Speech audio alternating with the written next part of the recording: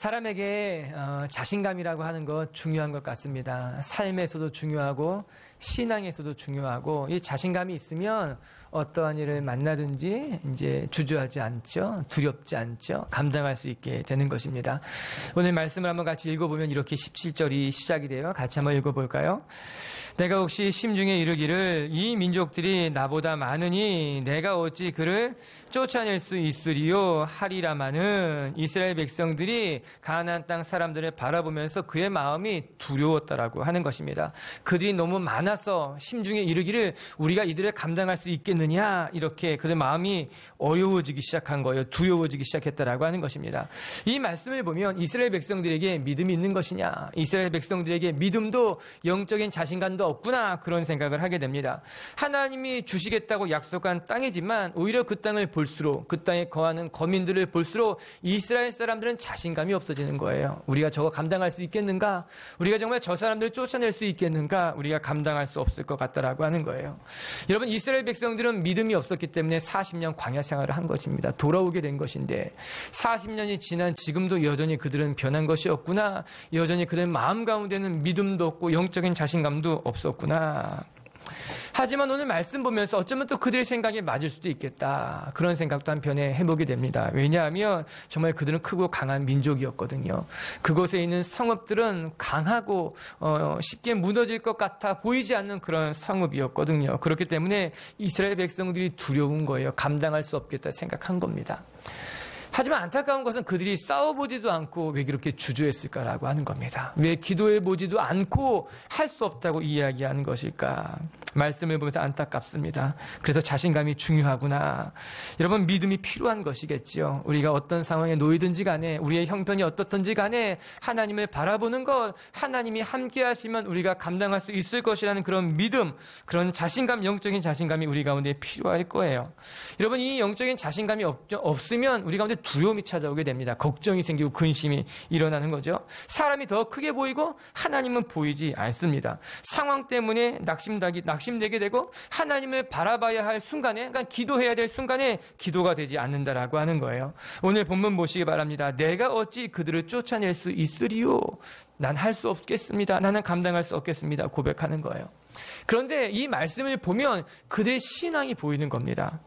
여러분 누가 그들에게 너희들이 그들을 쫓아내라 명했느냐? 그렇지 않았다는 겁니다. 하나님이 이스라엘 백성들에게 너희가 가서 그들을 쫓아내라 말한 건 아니었어요. 하나님이 행하시겠다는 거였습니다. 내가 행할 것이다. 내가 그들을 무찌르고 내가 그들을 몰아내고 내가 그 땅을 너희에게 줄 것이다. 하나님은 그리 말씀했지만 이스라엘 백성들은 내가 감당해야 될 거라고 생각한 거예요. 내가 저들을 쫓아내야 되고 내가 저들을 감당해야 되고 내가 해야 되겠다라는 생각이 들었기 때문에 오히려 그들 마음 가운데 두려움은 커진 겁니다. 스스로 감당할 수 없게 된 것 아니겠습니까?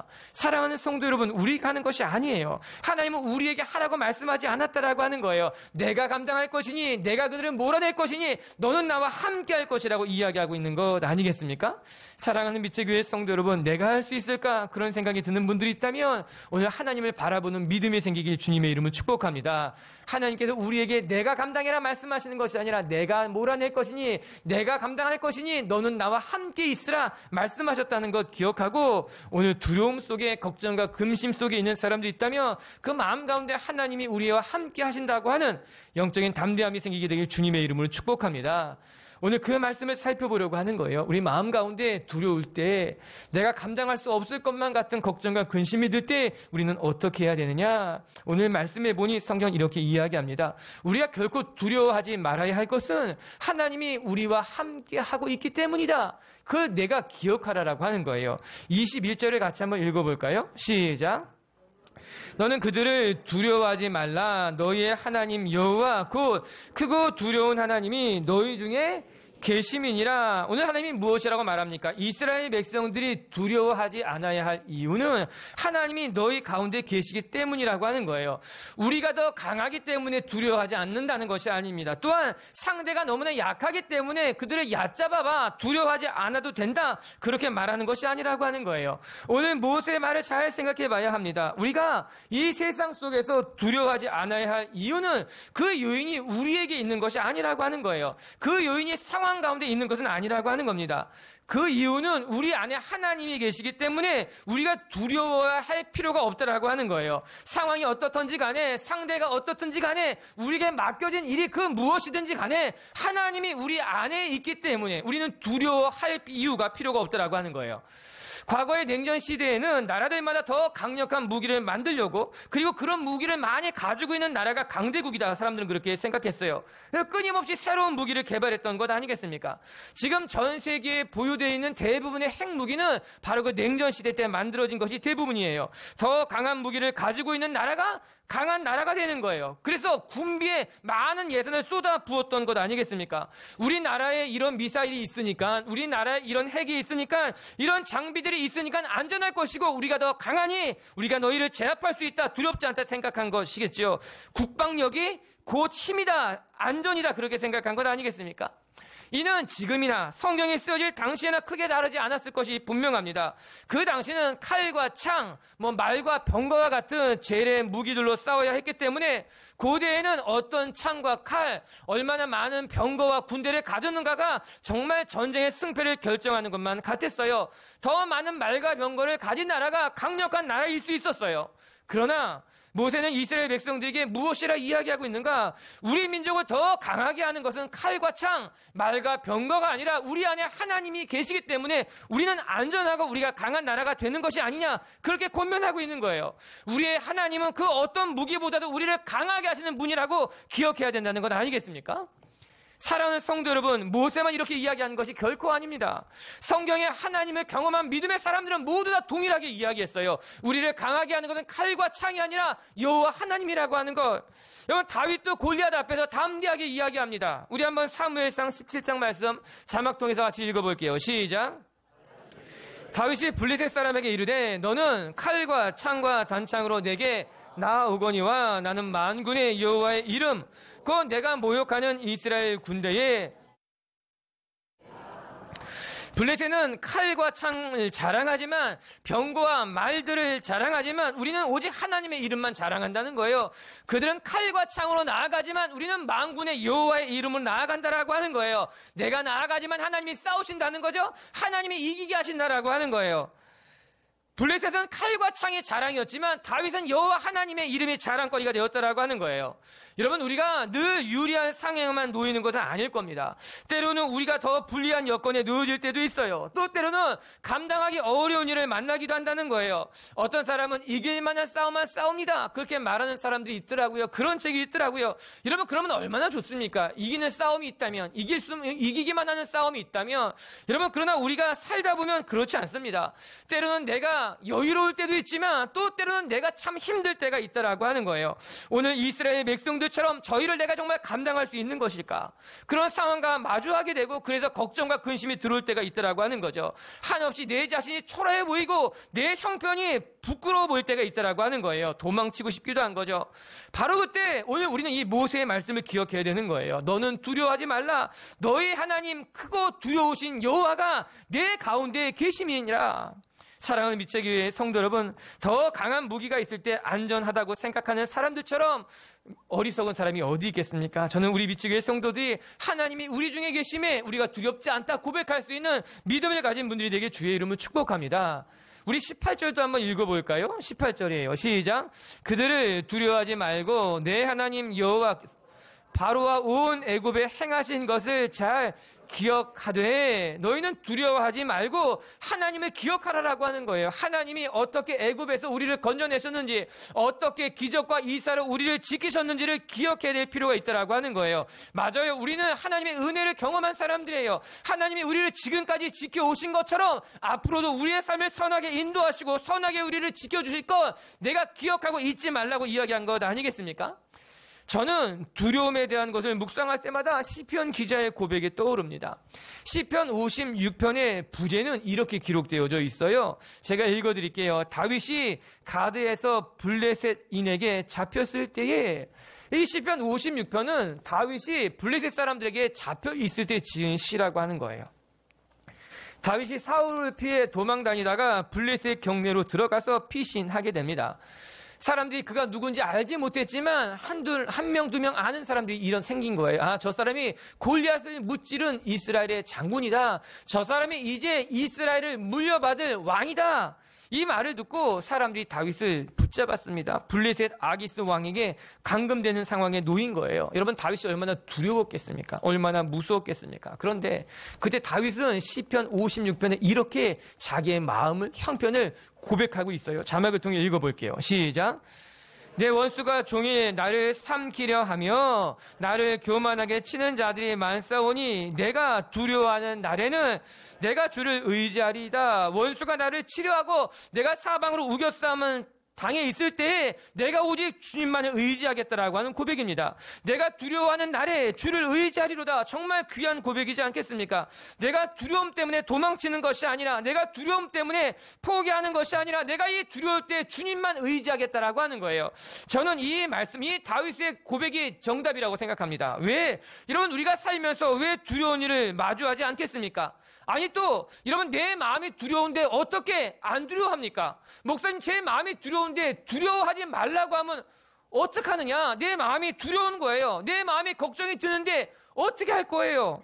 여러분, 그 말이 맞는 말이겠죠. 우리 마음이 두려운데요, 내 마음이 걱정과 근심이 차 올라오는데 우리는 어떡합니까? 여러분, 두려워하지 말라고 해서 두려워하지 않느냐? 그게 참 어렵다라고 하는 거예요. 그런데 오늘 다윗이 무엇이라고 고백합니까? 내가 두려운 날에 주님을 의지하겠다라고 하는 거예요. 내가 두려운 날에 포기하는 것이 아니라, 내가 두려운 날에 안 무섭겠다고 말하는 것이 아니라, 내가 두려운 날에 그 두려움을 회피하는 것이 아니라, 내가 두려운 날에는 이 두려움의 방향을 돌리겠다는 거예요. 내 삶의 방향을 돌리겠다는 거예요. 내 상황은 두렵지만, 내 상황은 공경에 처했지만, 나는 이 두려울 때 하나님을 의지하겠다고, 하나님을 바라보겠다고 그의 믿음이 결단하고 있는 것 아니겠습니까? 그 말이 맞는 거예요. 여러분, 우리의 삶에 두려울 때 어떻게 하면 좋습니까? 의지하는 수밖에 없다라고 하는 거예요. 안 두려울 수 없으니까, 걱정이 드는 거 어떻게 할 수 없으니까, 우리의 마음에 두려울 때 우리는 다윗처럼 내가 두려운 날에는 하나님을 의지하겠다. 할렐루야. 두 번째, 우리가 이 두려운 일을 만날 때 기억해야 될 것이 한 가지가 있다는 거예요. 그것은 무엇인가 하면은, 때로는 하나님이 우리의 삶을 천천히 인도하실 때도 있다는 거죠. 하나님이 천천히 행하신다는 것을 기억해야 된다라고 하는 거예요. 여러분, 이 말씀이 중요합니다. 우리가 두려우면요, 마음이 조급해지는 거예요. 그렇기 때문에 하나님이 왜 빨리 응답하지 않는가, 우리 마음이 불안해지는 거죠. 그러나 오늘 성경은 참 놀라운 것을 말씀해 주고 있어요. 22절을 같이 한번 읽어볼게요. 시작. 내 하나님 여호와께서 이 민족들을 내 앞에서 조금씩 쫓아내시니 멸하지 말라. 들짐승이 번성하여 너를 해할까 하노라. 하나님 여호와께서 이방 민족들을 물리치시는데 조금씩 쫓아내실 것이라 언급하고 계십니다. 더 나아가서 이스라엘 백성들에게 그들을 급하게 멸하지 말아라, 그렇게 명하고 있는 말씀인 거예요. 여러분, 두려운 상황에 놓이게 되면 우리 마음이 조급해지는 거죠. 하나님, 빨리 문제를 해결해 주십시오. 우리가 간절히 기도했는데 어서 응답하셨으면 좋겠습니다. 하나님의 살아계심을 우리에게 확실하게 보여주십시오. 그렇게 기도하는 것 아니겠습니까? 우리는 또 시간이 길어지면요, 우리가 낙심하기 쉽다는 거예요. 연약한 우리들은 인내심이 부족하기 때문에 오래 잘 견디지 못하는 것 같아요. 그래서 하나님, 빨리 응답해 주십시오. 내가 낙심하기 전에, 내가 포기하기 전에 하나님이 빨리 응답해 주셔야 합니다. 이렇게 우리가 원하는 것, 기도하는 것이죠.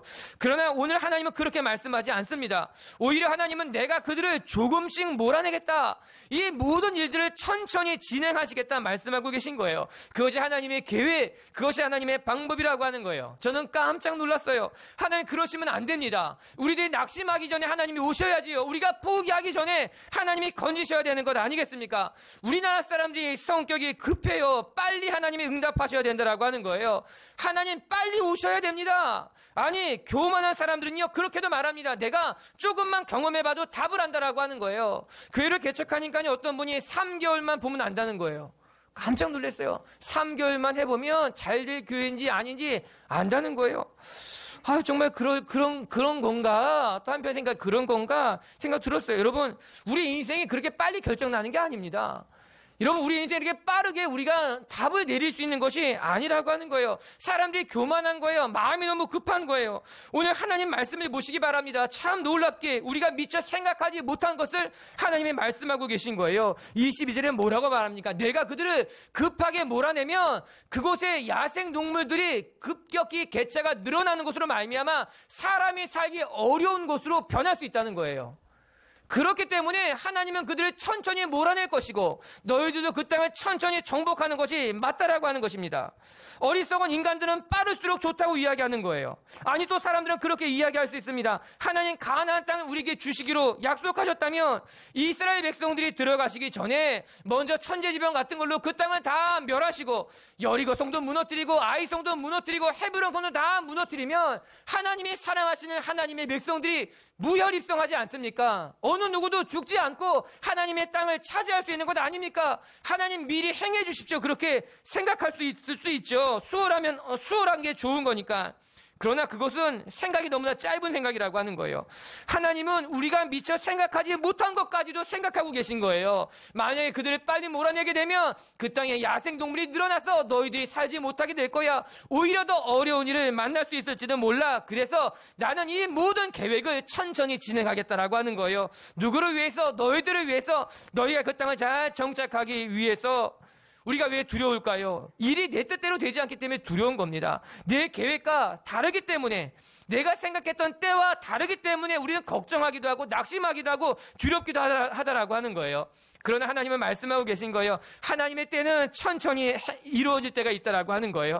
내가 미처 예상하지 못했던 일까지 하나님은 다 알고 계시기 때문에 하나님은 오히려 한 걸음 한 걸음 천천히 내 삶을 선한 길로 유익한 길로 인도하신다라고 하는 거예요. 사랑하는 성도 여러분, 하나님이 천천히 행하실 때가 오히려 우리에게 유익할 수 있다는 것을 기억하시게 되길 주의 이름으로 축복합니다. 이스라엘 왕 사울이 블레셋과 대치하고 있을 때 제사장 사무엘을 아무리 기다려도 사무엘이 오지 않았습니다.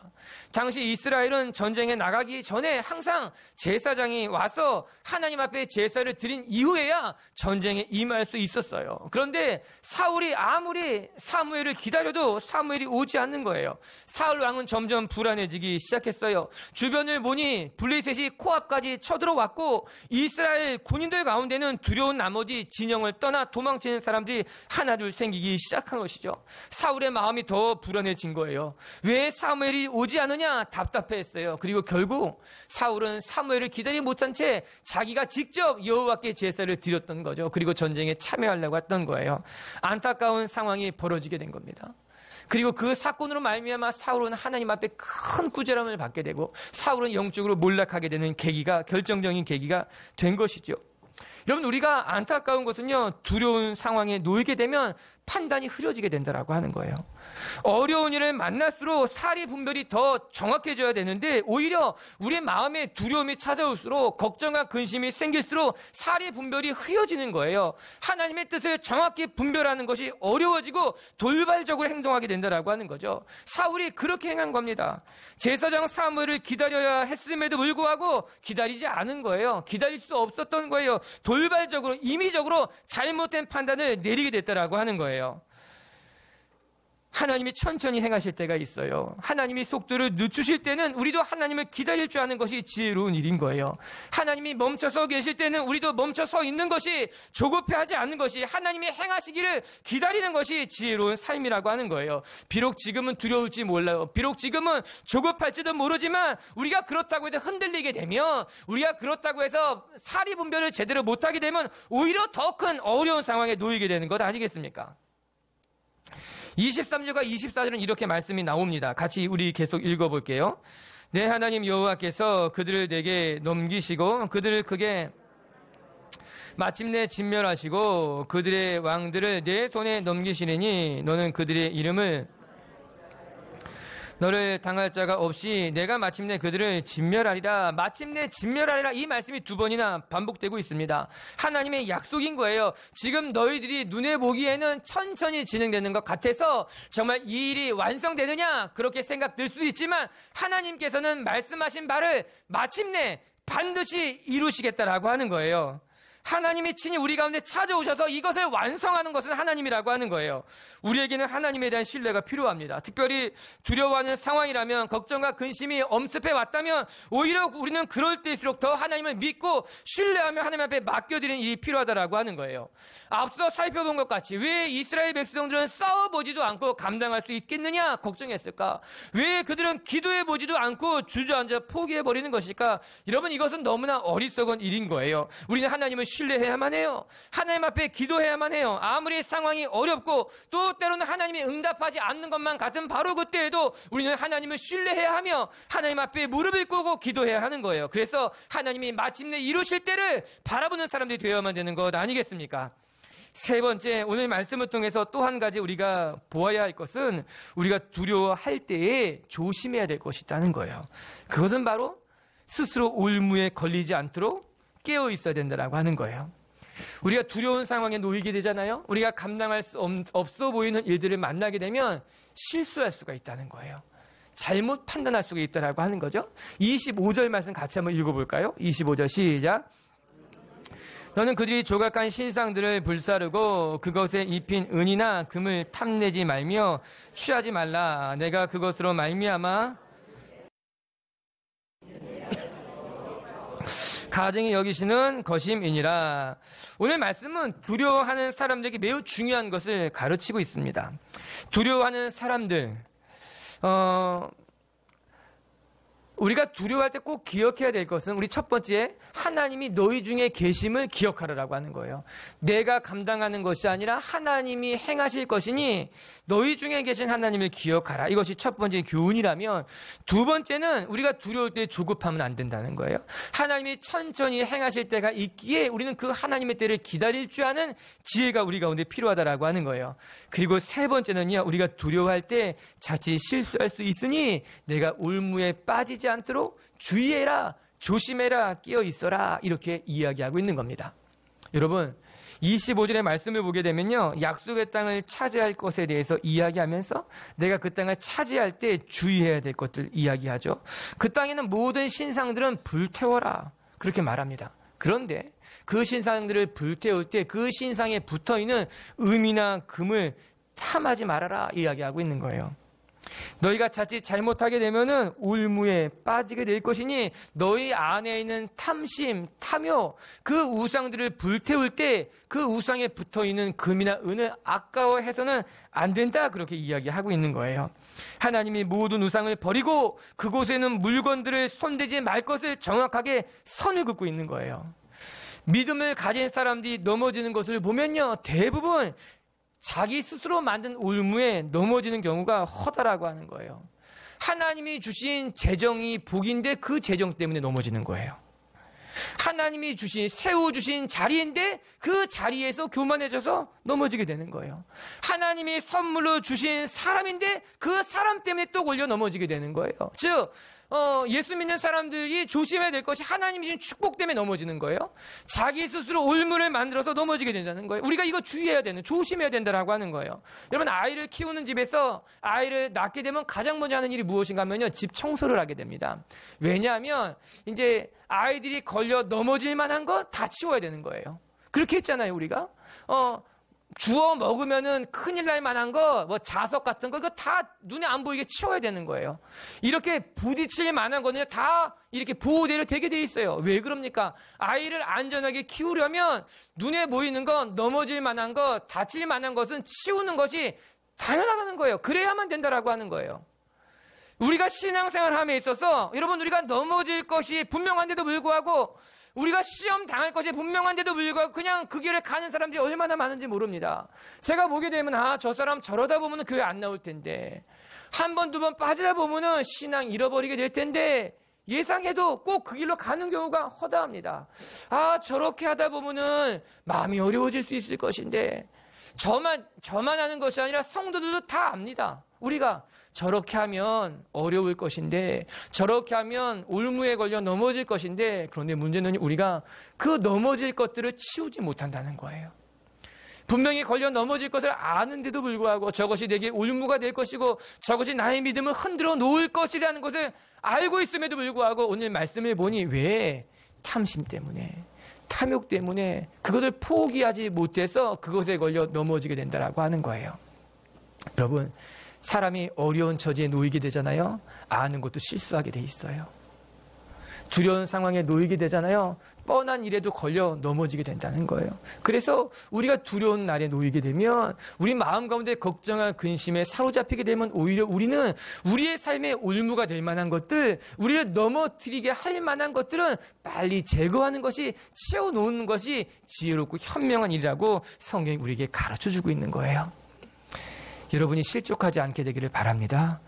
우리가 신앙생활 함에 있어서 우리를 걸려 넘어뜨릴 것들은 미리미리 제거하는 것으로 말미암아 우리가 넘어져서 하나님을 잃어버리는 것이 아니라, 우리가 그 두려움에 사로잡히는 것이 아니라 믿음의 길을 잘 걸어갈 수 있는 하나님의 사람들이 되기를 주님의 이름으로 축복합니다. 말씀을 정리해 봅시다. 여러분, 우리가 살다 보면요, 내가 감당하기 어려워 보이는 일들과 우리가 마주치기도 한다라고 하는 거예요. 늘 이기는 것만 같은 싸움 아닌 거예요. 때로는 감당하기 어려운 일, 벅차 보이는 일도 만날 때 우리가 어떻게 하면 좋겠느냐, 오늘 성경이 가르쳐주고 있는 거예요. 첫 번째, 두려워하지 말아야 할 것, 그것은 바로 하나님이 너희 중에 계심이라. 여러분, 두려운 상황에 놓여도 걱정하지 마십시오. 그 두려운 상황 속에 하나님이 함께하고 계십니다. 하나님은 우리에게 감당하라 말씀하지 아니하시고 우리와 함께 하셔서 하나님이 감당하게 하실 힘을 주실 줄로 믿습니다. 두 번째, 하나님께서는 때로 천천히 행하실 때가 있다는 것을 기억해야 돼요. 우리 마음이 두려우면 우리는 조급해집니다. 그렇다고 해서 우리가 조급하다고 해서 하나님 행하심을 잊어먹으면 안 되는 거예요. 때로 하나님은 천천히 걸어가실 때가 있고요, 천천히 행하실 때가 있다는 거 기억하시고, 우리의 호흡도, 우리의 신앙도 천천히 하나님과 보폭을 맞출 수 있는 것을 잘 훈련하는 시간이 되길 바랍니다. 그리고 세 번째, 두려우면 실수할 수 있거든요.